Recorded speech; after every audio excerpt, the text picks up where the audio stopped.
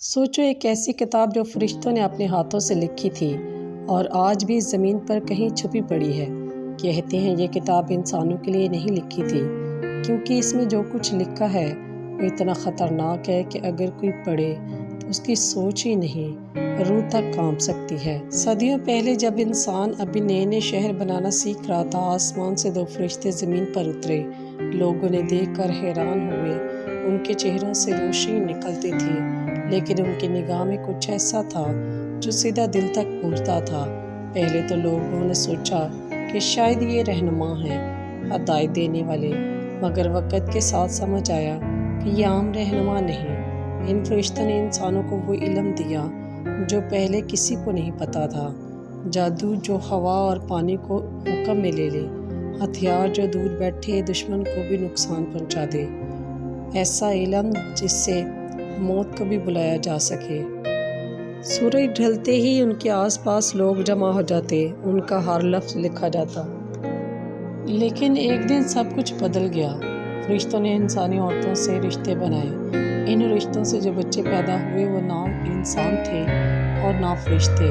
ان کے قد، ان کی آنکھیں، ان کا چلنا سب کچھ الگ تھا۔ کہتے ہیں لوگ ان سے ڈرتے بھی تھے اور اکساہٹ بھی ہوتے تھے، لیکن رب کو یہ سب پسند نہیں آیا۔ غصہ اتنا تھا کہ ان سب کو بھاری پتھروں کے نیچے قید کر دیا گیا، اور وہ بھی ہمیشہ کے لیے۔ لیکن قید ہونے سے پہلے انہوں نے اپنا پورا علم ایک کتاب میں لکھ دیا۔ اس کتاب کا نام تھا ہنوک کی کتاب۔ کہتے ہیں اس کتاب میں جنوں کے ایسے ایسے نام لکھے ہیں اور ایسے ایسے راز چھپے ہیں جو اگر سمجھ لیے جائیں تو انسان اپنے دل و دماغ پر قابو کھو دے۔ سوچو ایک کتاب جس میں دنیا کے چھپے ہوئے پرانے دروازوں کا ذکر ہو، جن کے پیچھے کیا چھپا ہے یہ صرف لکھنے والے ہی جانتے ہیں۔ آج تک کوئی نہیں جانتا کہ یہ کتاب کہاں ہے۔ کچھ کا کہنا ہے کہ یہ ایک پرانی لائبریری کے تالے کے پیچھے چھپی ہے جہاں صدیوں سے کوئی نہیں گیا۔ کچھ کا کہنا کہ یہ سمندر کے نیچے ڈوبے ہوئے شہر میں ہے۔ کچھ کا کہنا کہ اس کے پنے انٹرنیٹ کے اندھیرے کونوں میں مل جاتے ہیں۔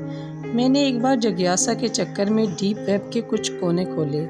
عجیب عجیب الفاظ، پرانے نقش اور کچھ ایسے جملے ملے جسے کسی نے جان بوجھ کر چھوڑ دیا تھا، جیسے لکھنے والے کو پتا ہو کہ یہ جو بھی پڑھے گا اس کے دماغ میں کچھ بدل جائے گا۔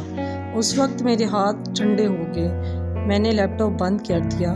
اس وقت مجھے سمجھ آیا کہ ہر ایک راز کھولنا ضروری نہیں ہوتا۔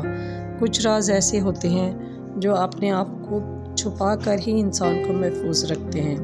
ہنوک کی کتاب شاید ایک کہانی یا ایک حقیقت، لیکن ایک بات تو طے ہے کہ انسانوں کی فطرت ہے کہ وہ راز کا پیچھا کرتے ہیں، اور کبھی کبھی ہم راز کا پیچھا کرتے ہوئے اس حد تک چلے جاتے ہیں جہاں سے واپس آنا ممکن